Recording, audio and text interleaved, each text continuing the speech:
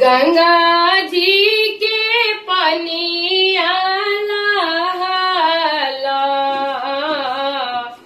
नैया लगल हो किनार, नैया लगल हो किनार।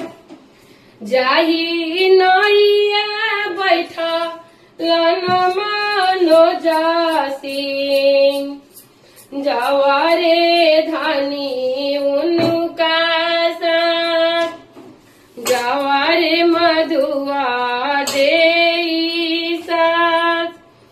जाही नैया बैठलन मनोज सिंह, जवारे मधुआ दे साथ, जवारे मधुआ दे साथ। गोदिया में बड़न हो झूले लाला पोता, दिहलन नरियल जूठिया, दिहलन फलवा जूठिया। गोदिया में बड़न हो झूले लाला बाबू, आदि हलन फला जूठिया।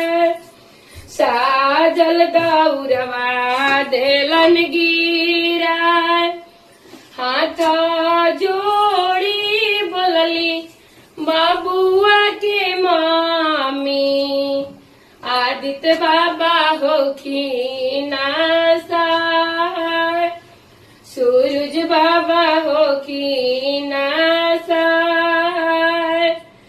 अरे रऊ रे दिहल का हवन बालकावा, अब अर्घ कैसे दियाई, अब अर्घ कैसे दियाई।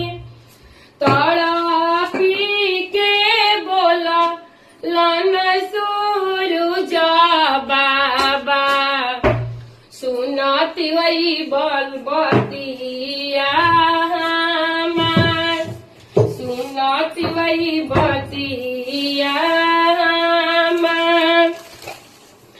अरे हमारे दिहल का हवन बालकावा, हम अर्घ ले हावे हो जरूर, हम अर्घ ले हावे हो